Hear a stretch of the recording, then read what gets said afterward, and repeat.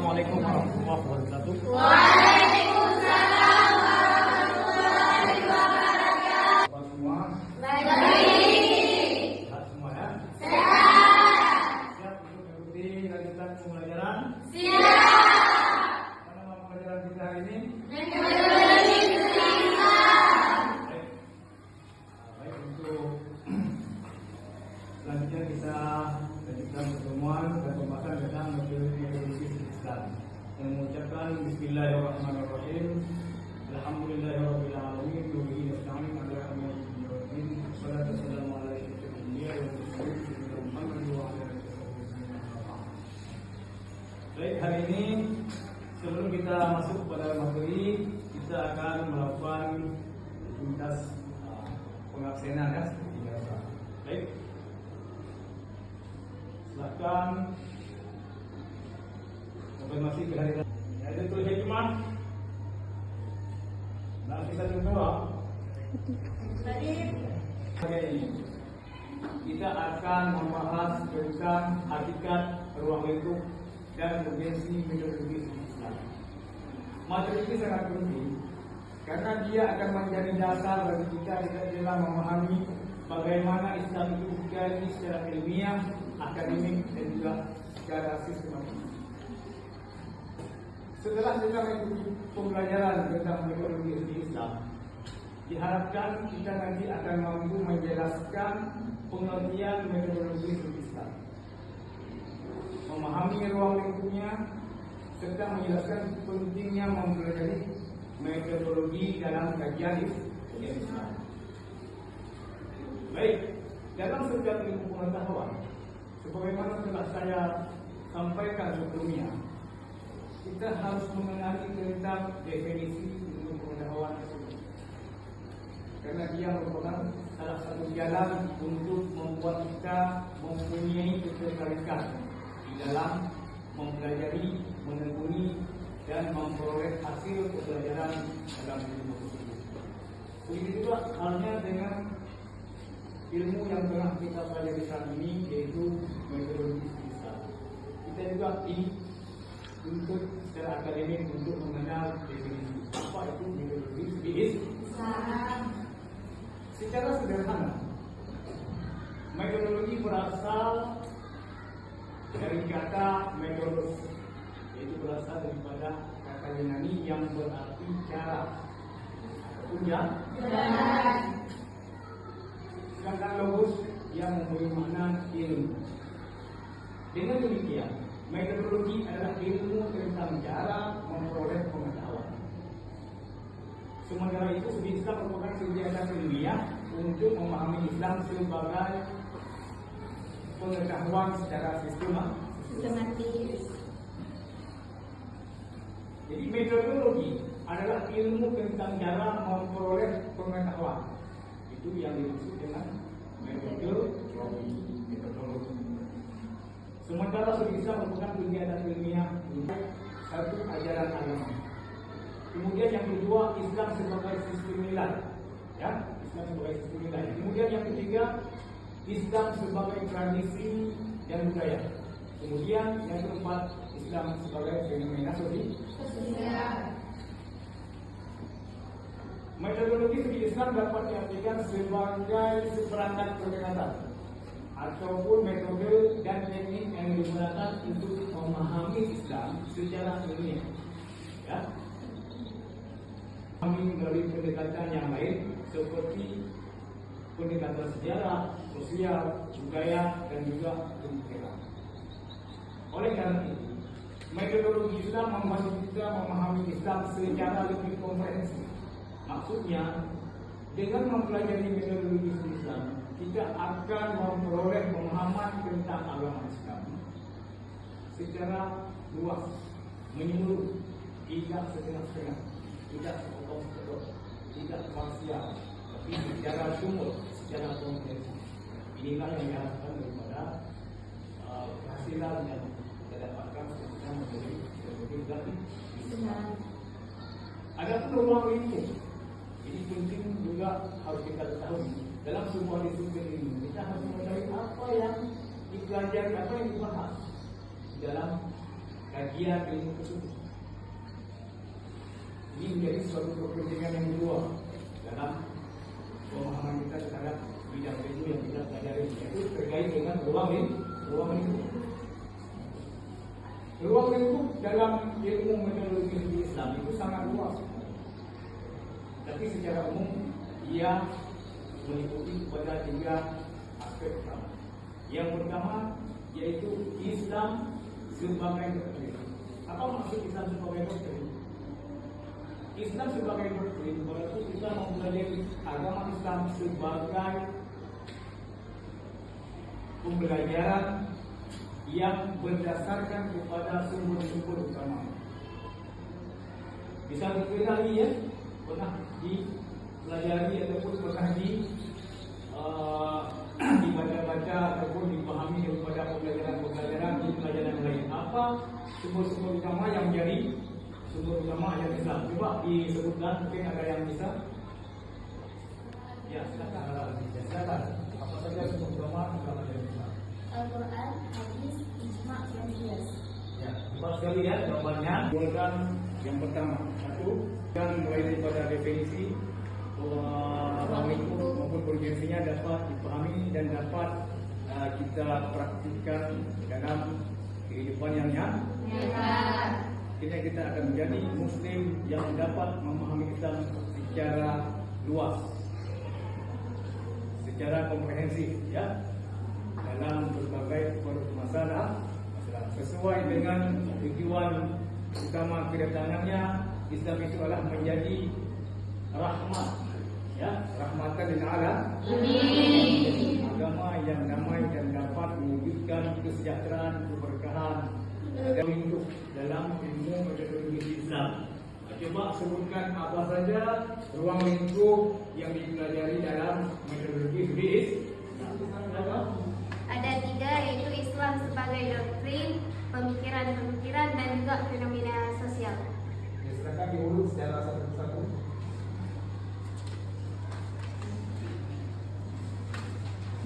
Yang pertama, Islam sebagai doktrin terdiri dari 4 sumber, yaitu Al-Quran, hadis, ijma' dan qiyas.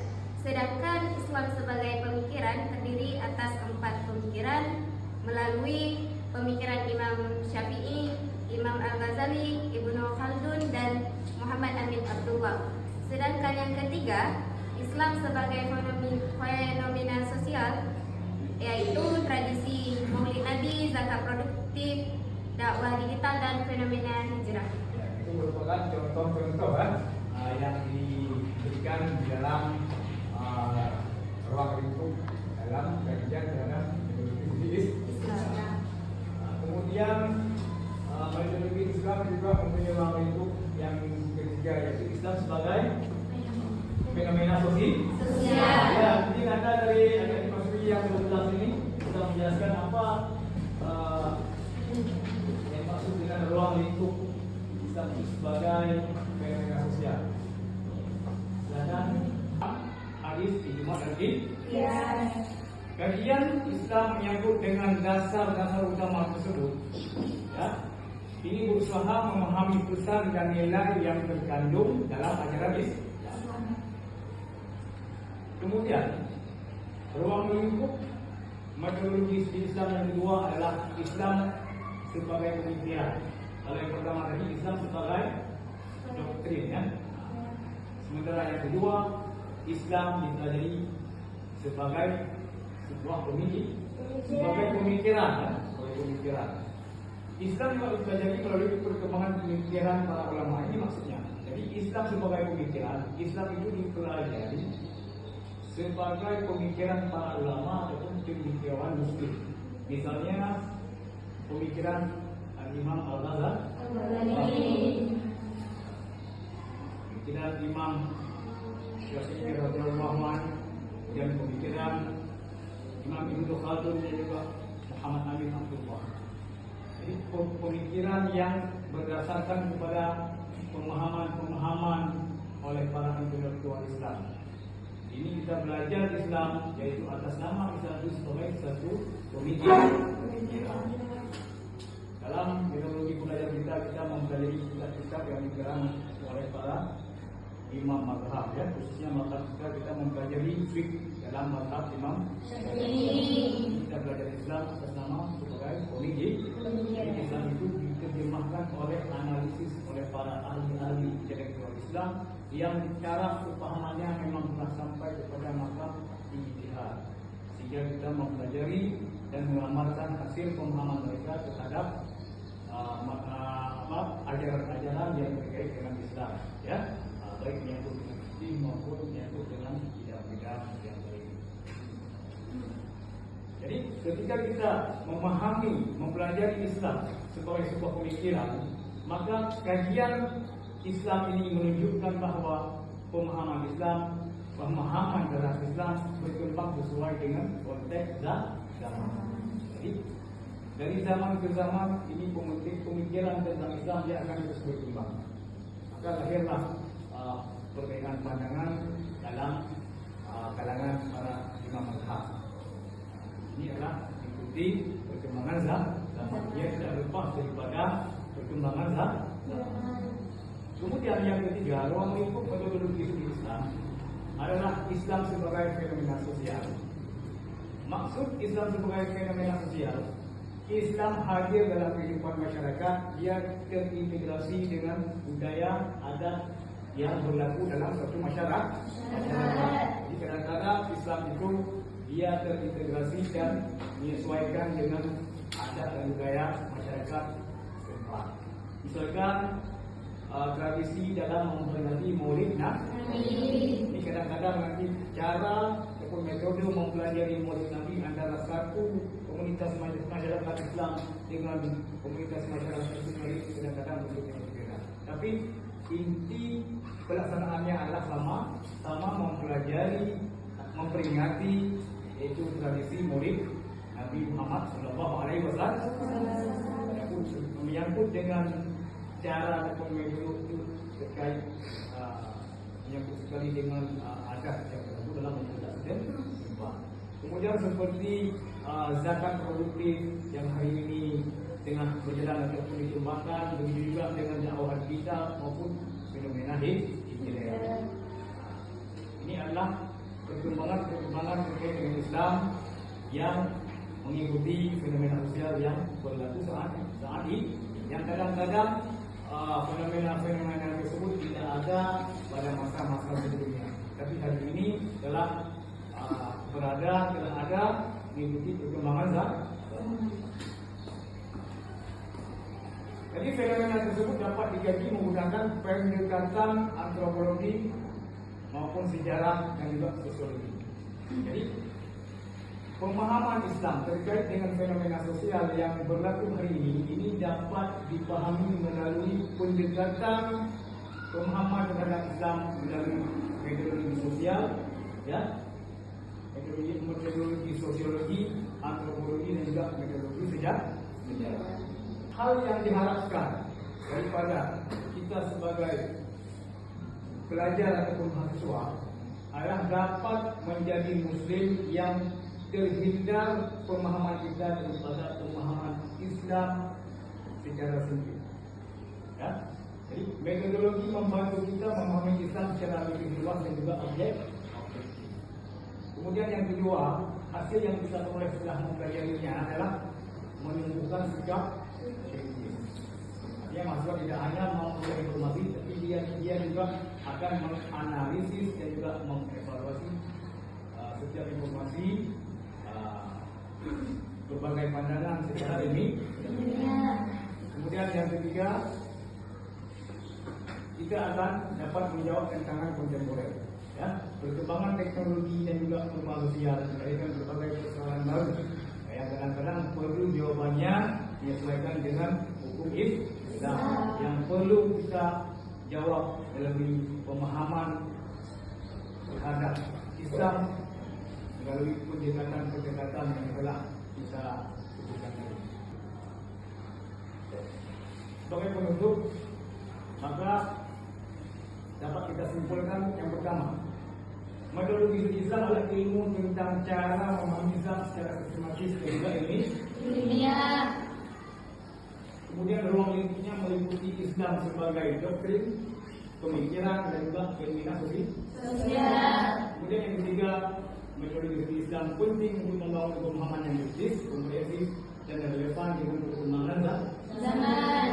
Baik, sebagai tugas untuk mereview sejauh mana pemahaman yang sudah saya sampaikan tadi dapat dipahami, maka pada sesi berikutnya kita akan membentuk 4 kelompok daripada teori ada TV. Silakan membentuk 4 kelompok. Nanti akan saya berikan pertanyaan review.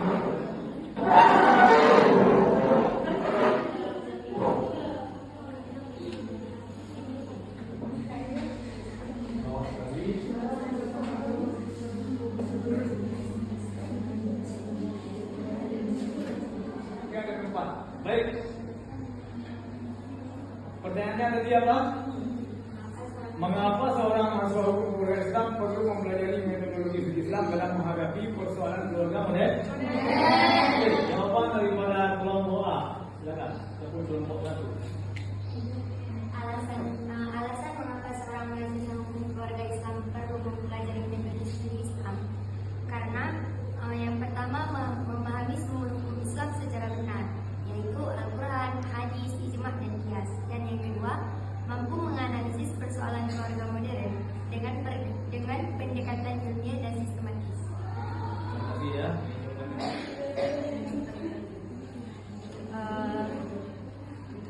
Menghindari kesalahan dalam memahami teks keagamaan yang berkaitan dengan keluarga. Mengetahui metode ijtihad untuk menjawab kesalahan keluarga yang belum dijelaskan secara eksplisit dalam nas. Mungkin ada jawaban daripada kelompok A ya. Coba ceritakan saya nama saya, Sister ini. Coba. Saya Fatimia Aziza.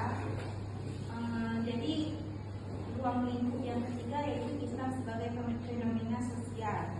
Islam hadir dalam kehidupan masyarakat, contohnya seperti tradisi maulid, zakat produktif, dakwah digital, fenomena hikam. Fenomena tersebut dapat dikaji melalui pendekatan sosiologi, antropologi maupun sejarah. Ya. Jadi daripada Dalam permasalahan perkawinan, waris, dan perceraian. ya, ada yang lain? Dan Fenomena kontemporer dalam menjawab tantangan terkait dengan hukum-hukum Islam yang berkembang dan mampu menjawab permasalahan-permasalahan yang terkait dengan jawaban yang dibutuhkan terhadap permasalahan hukum Islam yang membutuhkan jawaban. Saya kira dengan berakhirnya sesi diskusi kelompok untuk memberikan jawaban terhadap pembelajaran yang telah kita berikan tadi, kiranya kita akhiri